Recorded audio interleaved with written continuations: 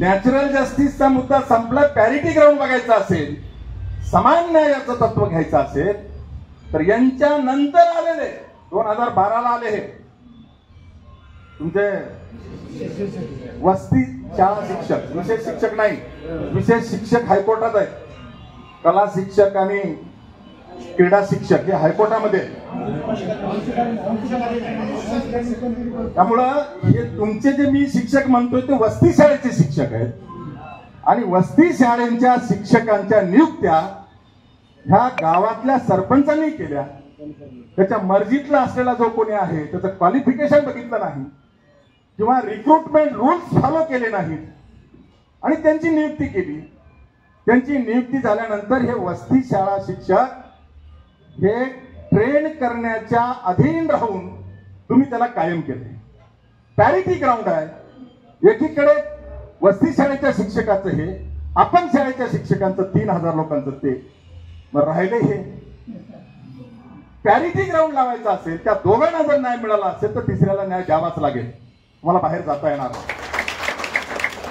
आणि मग संतोष कुमारनी ते समजून घेतलं की असं असेल तर आपल्याला पॉझिटिव्ह विचार केला पाहिजे. अध्यक्षांनी सुरुवात केली आणि मग पुढची बैठक केली. बरेच कायदे सांगितल्यानंतर अभ्यंकरांनी, कारण ऍक्ट त्यांना पाठ असल्यामुळे ते ऍक्ट सांगितले. बरं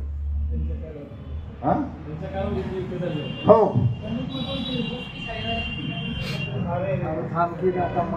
आणि मग त्यांना हे मुद्दा लक्षात आला अध्यक्षांच्या की यांच्या नंतर आलेले, क्वालिफिकेशन नसलेले, रिक्रुटमेंट रूल्स फॉलो न करता नियुक्त्या दिलेले लोक जर सेवेत ट्रेन करण्याच्या अधीन राहून परमनंट झाले असतील तर आमच्या नियुक्त्या झालेले, रोस्टर पाळला गेलेला आहे, जाहिरात दिलेली आहे, रोस्टर म्हणजे बिंदूनामावली, रोस्टर पाळला गेलेला आहे, जाहिरात दिलेली आहे, कमिटीने निवड केलेली आहे, क्वालिफिकेशन आहे, रिटन एक्झाम झालेली आहे, ओव्हरऑल झालेली आहे, सगळे सर्व्हिस रिक्रुटमेंटचे रूल फॉलो करून नियुक्त्या झालेल्या आहेत. जेव्हा केव्हा तुमच्या नियुक्त्या कोणाच्या नंतरच्या असतील, कोणाच्या अगोदरच्या असतील, पण तुमच्यातला एकही कंत्राटी कर्मचारी असा नाही की जो त्या केडरला क्वालिफाय नाही. असं आहे का कोणी तुमच्याकडे? हा मुद्दा तिथं मांडणं गरजेचं होतं. मी त्यांना सांगितलं की सर्व्हिस रिक्रुटमेंट रूल्स प्रमाणे जर नियुक्त्या झाल्या असतील आणि यांच्या बरोबरीचे सर्व्हिस रिक्रुटमेंट रूल फॉलो न करणाऱ्यांना जर तुम्ही मागून येऊन कायम केला असेल तर यांना आपल्याला कायम करावं लागेल. आणि मग पुढची चर्चा सुरू झाली. मुद्द्यावर चर्चा राहणं गरजेचं आहे. आणि मग माझ्याकडे जे तुम्हीच दिलता, आता जसं दिलं ना तुम्ही गोसाई सर, असं तुम्हीच दिलं तुम्हाला. माझ्याकडे का? मी गोसाई माणूस आहे, याचं घ्या थोडं, त्याचं घ्या थोडं. मला बुकलेट पीपीटी दिली होती, मला पीपीटी मी वाचली मुद्दाम रात्री मुंबईत. आणि मग त्याच्यात मला ज्या वाटल्या दुरुस्त्या, पंकजाताई मुंडेच्या अँटी चेंबरला आम्ही बसलो. कोण होतं तिथं? तुम्ही होते. ते जेव्हा माझ्याकडे तुम्ही आले, पंकजाताई मुंडेच्या अँटी चेंबरला बसून मी चर्चा केली, वाचलं, तुम्हाला सूचना दिलं हे बदल करा. तुम्ही कंत्राटीकडे चालले होते. कंत्राटीकडे गेल्यानंतर महाराष्ट्रामध्ये हजारो कर्मचारी वेगवेगळ्या डिपार्टमेंटमध्ये कंत्राटी आहेत आणि मग तुम्ही त्या समुद्रात बुडाले की बाहेर निघणं शक्य आहे. पण तुम्हाला कंत्राटी कर्मचाऱ्याकडे जाऊ दिले नाही मुद्दा. किंवा आता जशी जी तुमची काही चूक नाही, त्याचं झालंय त्याचं झालंय. मौलाना आझाद अल्पसंख्याक आर्थिक विकास महामंडळाचं झालंय किंवा आदिवासी विभागात झालंय, या झालंय ना. परंतु त्यांचं झालं म्हणून तुमचं व्हावं असं म्हणत असं तर डिपार्टमेंट वेगळं आहे. प्रत्येक डिपार्टमेंटचा अर्थसंकल्प वेगळा आहे आणि मग तुम्हाला एज्युकेशन मध्ये राहूनच हे करावं लागेल. म्हणून बैठक सुरू व्हायच्या अगोदर मी तुमच्या सेक्रेटरी देओल साहेबांना सुद्धा भेटलो. डेडली अगेन्स्ट होते सेक्रेटरी. तुम्ही बाहेर थांबले, मी मध्ये गेलो आणि त्यांना सांगितलं नाही हे करावं लागेल आपल्याला. देओल साहेब सुद्धा म्हणत होते फार मोठी संख्या आहे कंत्राटीची. मला जरा तुम्ही होते का मध्ये चेंबरमध्ये हे होते माझ्यासोबत. त्यांना सांगितलं फार मोठी संख्या सोडा, हे 3000 कर्मचाऱ्याचा विचार करू आपण आणि हे करायचंय. तुम्ही 30,000 शिक्षकांची जाहिरात देणार आहात. मंत्र्यांचं स्टेटमेंट आहे. त्या 30,000 मधल्या 2,000 जागा आमच्यासाठी ठेवा आणि 28,000ची जाहिरात त्या पोर्टलला आणा. तुम्हाला पर्याय आहे. आता कोणीतरी म्हणाला हे तुमचं कोणते शिक्षक तुम्ही विशेष शिक्षकांचीच बाजू धोंडे सरने घेतली असं नाही. विशेष साधन व्यक्ती आता मला केटर सुद्धा सगळे माहिती. टेक्निकल आणि नॉन टेक्निकल मी हे दोन मुद्दे घेतले. 2000 1000 असं घेतलं होतं. आणि तेव्हा हा मुद्दा सांगताना सेक्रेटरीना पटवून दिलं नाही की हे आपल्याला करावं लागेल. आणि त्यांना मोठेपणा दिला. साहेब तुम्ही लीड करा. मी समितीत आहे, मी सुचवतोय, तुम्ही लीड करा. संजय यादव एसपीडी आता जे आहेत ते माझे 10 वर्षापासून जवळचे मित्र आहेत. तुम्हाला कोणालाही माहिती नसेल तर बैठकीला येण्याच्या अगोदर एसपीडीचं माझं अर्धा तास बोलणं झालं. त्यांनी काय मांडायचंय, मी काय मुद्दा घ्यायचा आहे. कारण संतोष कुमार कशात मला माहिती नव्हतं. अध्यक्ष अपर सचिव आहे, मुख्य सचिव आहेत ते, त्यामुळे माझा त्यांचा काही तेवढा संबंध नव्हता. आणि म्हणून मी त्यांना हे सगळ्या टिप्स दिल्या. आणि त्याच्यानंतर जेव्हा बैठकीला आपण बसल्याच्या नंतर मला जे बुकलेट दिलं होतं ते बुकलेट मी अध्यक्षांना दिलं आणि सांगितलं की दुसरं पॅरिटी ग्राउंड केंद्र सरकारचा प्रोजेक्ट आहे. हा प्रोजेक्ट काही महाराष्ट्रात नाही, देशातल्या सगळ्या राज्यांमध्ये आहे. त्यामुळे इतर राज्याचा अभ्यास आपण जर केला असेल तर माझ्याकडे 10 राज्याचे GR आहेत. त्या राज्यांनी ह्या कर्मचाऱ्यांना सेवेत कायम केले. आणि मग ते बुकलेट मी त्यांना दिलं.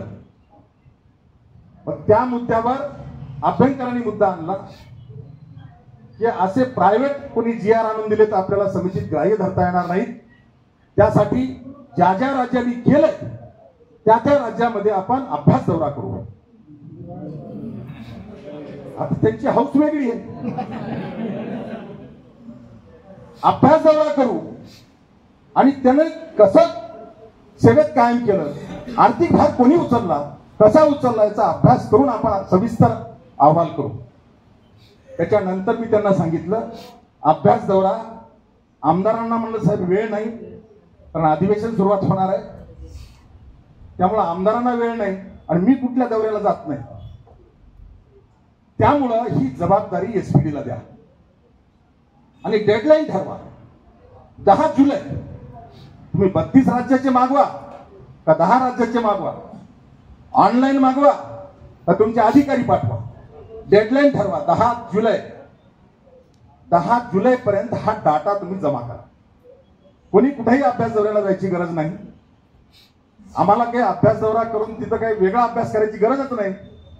कारण गव्हर्नमेंट रेग्युलेशन याला भेटेच आहे. मी त्यांना सांगितलं तुम्ही ऑनलाईन बसा. प्रत्येक राज्याचे गव्हर्नमेंट रेग्युलेशन तुम्हाला इथं बसून मिळतात. इथं जायची काय गरज आहे. मग मुद्दा आला हे छोटी राज्य आहेत, बैठकीत आलेले मुद्दे.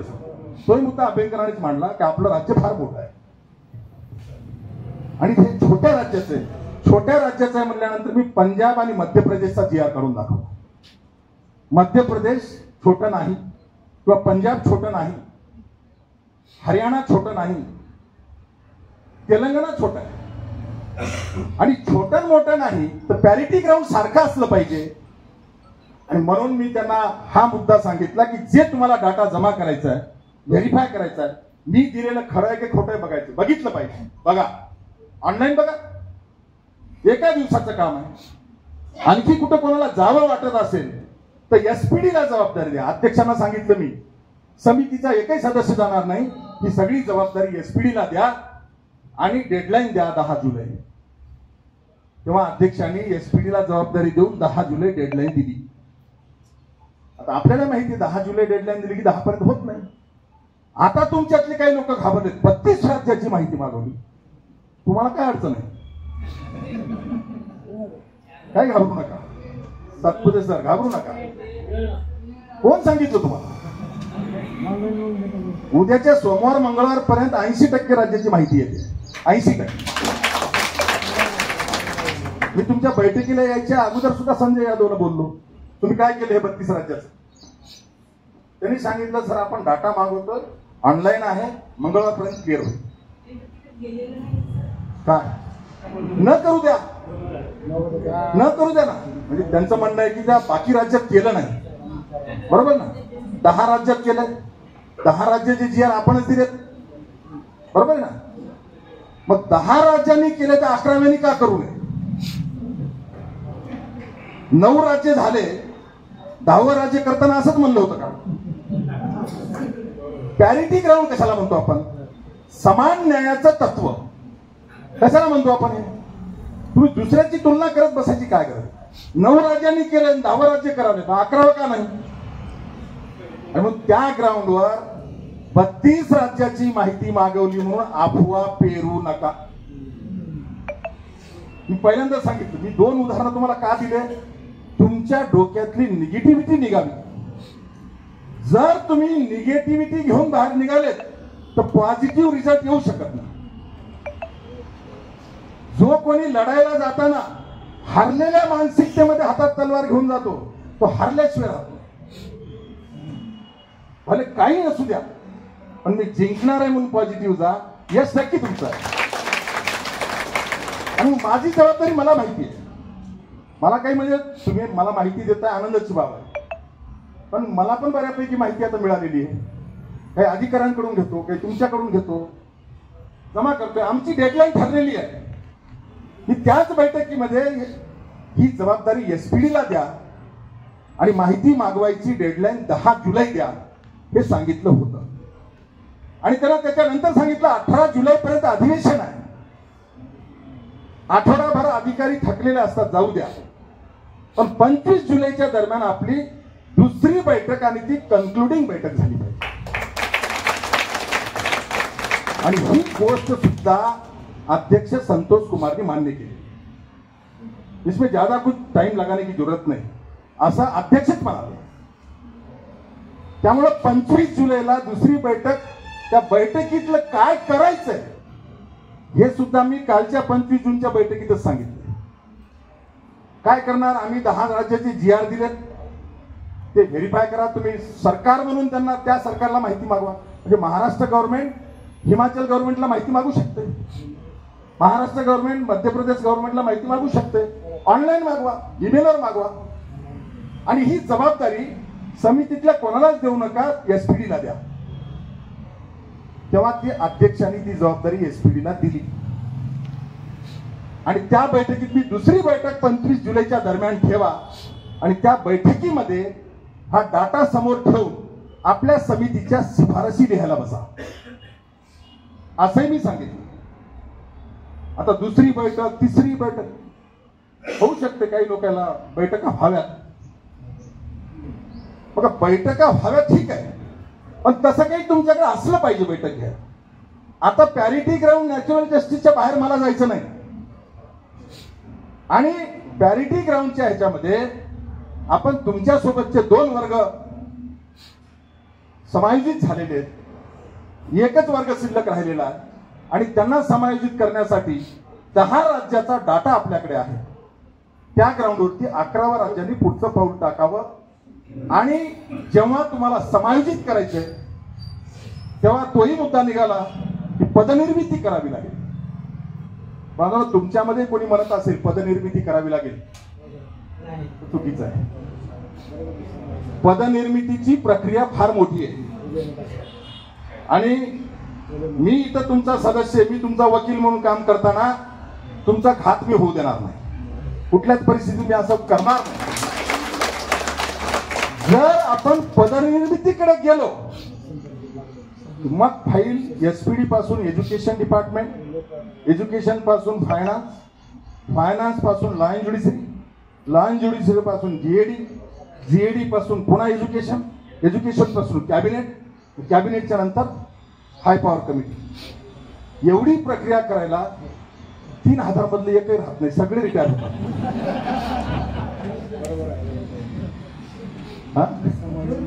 नाही तसं रिटायर होता असं म्हणतो. आणि म्हणून मी त्यांना सांगितलं पदनिर्मिती आम्हाला करायची नाही, किंवा आमच्या समितीची कार्यकक्षा ही ठरवून दिलेली आहे सरकारने. आम्हाला पद निर्माण करून सेवेत कायम करा असं म्हणले का? आम्ही समायोजित करा. कुठं समायोजित करायचं आम्ही सांगू. आता कुठं पदनिर्मिती करण्यापेक्षा समायोजित करायचंय, तर मी पहिला पर्याय तुमचा सांगितला, साधन व्यक्तीचा किंवा शिक्षकांच्या संबंधाने जो आहे त्याच्यातला माध्यमिक शिक्षकाचा मुद्दा आलाय. मला त्यातलं माहिती आहे सगळं. माध्यमिक शिक्षक तुमची संख्या फार कमी आहे. किती आहेत आपले माध्यमिक शिक्षक म्हणजे त्या कॅडरचे BSc BEd BA BEd किती आहेत? आता आपल्याकडे दीपक केसरकर शिक्षण मंत्री असताना घोषणा झाली 30,000 शिक्षकांच्या जागा भरणार. RT नुसार एका वर्गामध्ये 30 विद्यार्थ्याला, 1ली ते 8वी 30 विद्यार्थ्यामागे एक शिक्षक दिलाय. RT कधी लागू झाली तुम्हाला माझ्यापेक्षा चांगलं माहिती आहे. आलंय का अस्तित्वात RT आज तरी? चालूच आहे. आणि म्हणून अशा पद्धतीनं जर तुम्ही RTच्या धोरणावर पद भरायचं ठरवलं तर 30,000 नाही 60,000 पद निघतील. पण अधिकृत सरकार म्हणून घोषणा झालेली, तो व्यक्ती महत्वाचा का दीपक केसरकर? नाही. शिक्षण मंत्री म्हणून त्यांनी घोषणा केली, सरकार म्हणून घोषणा केली की 30,000 शिक्षकांचे पदभरती करणार. तर आपण शिफारशीमध्ये असं म्हणू की यातले समकक्ष भले तुम्हाला BEd असलं तरी BEdचा स्केल मिळू द्या, परंतु त्या 30,000मध्ये 2,000 पद यांच्यासाठी राखीव ठेवा. जसं सेवांतर्गत प्रमोशन असतं तसं आपण 2,000 पद तिथं ऍडजस्ट करू शकतो. राहिला प्रश्न टेक्निकल लोकांचा. तुम्हाला माहिती नसेल, महाराष्ट्राच्या सगळ्या जिल्हा परिषदेच्या CO कडून लोकल बॉडीज मध्ये, रुरल लोकल बॉडीज मध्ये किती कोण्या केडरचे पद रिक्त आहेत त्याचा अहवाल सरकारने मागवलेला आहे. आणि जिल्ह्याच्या प्रत्येक जिल्हा परिषदच्या COनी तो डाटा सरकारला दिलेला आहे.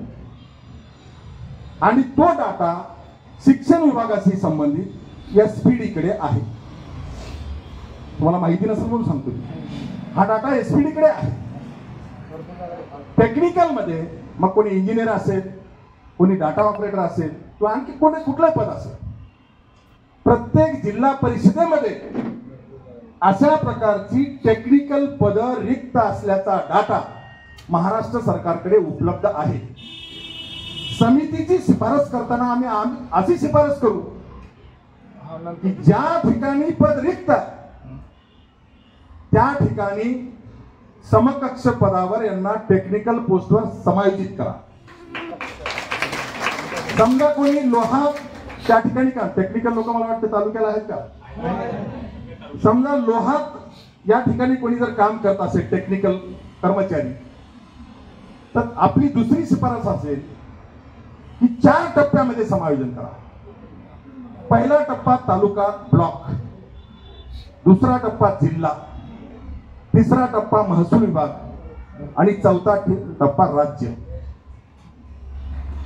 या तहसीलमध्ये जो काम करणारा कर्मचारी आहे, समजा इथं 4 कर्मचारी टेक्निकल आहेत, पद 3 रिकामे आहेत.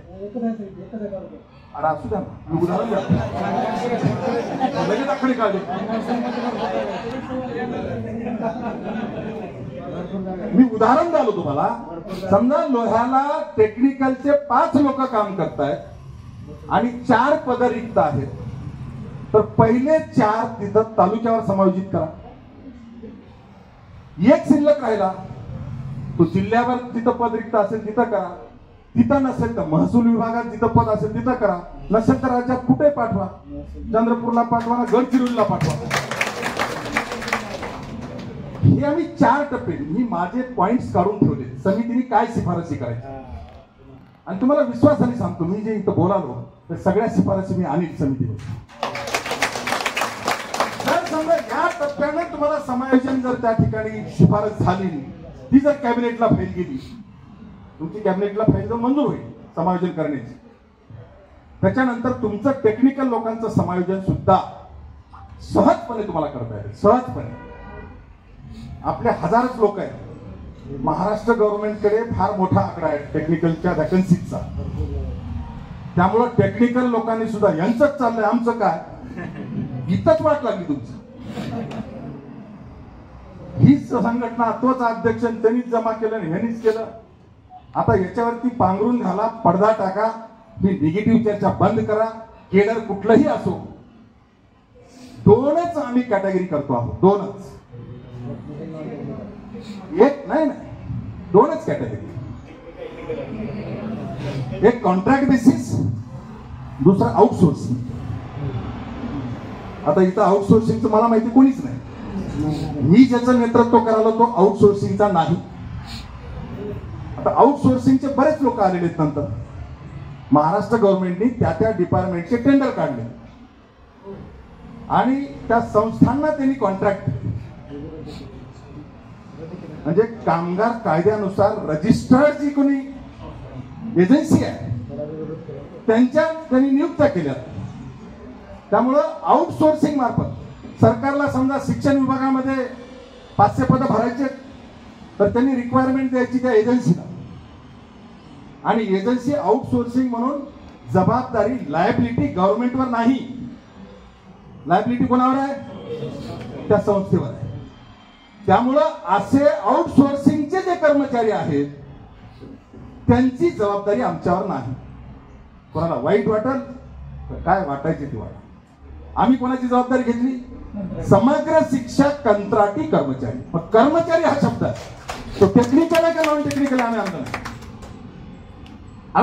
आउटसोर्सिंगचेही कर्मचारी मध्ये घुसवायचा प्रयत्न आहे, नाही असं नाही, पण ते होणार नाही, होऊ शकत नाही. Period basis, contract basis, outsourcing, permanent service categories आहे. त्यामुळे तुमचं केडर वेगळं आहे. त्यामुळे आउटसोर्सिंग वाला तुमच्या बरोबरीला येऊ शकत नाही. आणि म्हणून आमच्या समितीतल्याच काही लोकांचा प्रयत्न आहे की आउटसोर्सिंगच्या लोकांनाही सोबत घ्या. आता केजीबीव्हीचे कर्मचारी आउटसोर्सिंगचे नाहीत माझ्या माहितीप्रमाणे, बरोबर.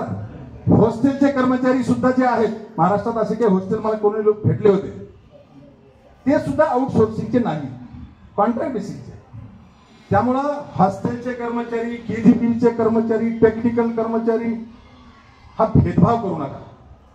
तुम्ही सगळे एक आहात आणि तुमच्या सगळ्याची जबाबदारी आम्ही समिती म्हणून घेतलेली आहे. त्यामुळे जे करणं शक्य आहे प्रत्येक गोष्ट कुठेही चौकटीच्या बाहेर हलू न देता गचंडीला धरून तुमच्या बाजूने शिफारशी आणण्याची जबाबदारी मी घेतो. फक्त आपण एकच करा, आवाज एकजूट ठेवा, निगेटिव्ह बोलू नका, क्रेडिटसाठी काही अफवा पसरू नका. नको त्याला क्रेडिट झाल्यानंतर ज्याला पाहिजे त्याला द्या. आपल्याला गरज नाही क्रेडिटची, ज्याला पाहिजे त्याला द्या, हरकत नाही. परंतु काम होईपर्यंत मी या गटाचा, मी त्या केडरचा, मी त्या संघटनेचा कृपा करून सोडा. आंबेकरला सुद्धा मी ठणकावून हेच सांगितलं. आंबेकर गप्प बस, त्यांनी मान्य केलं, ते गप्प बस.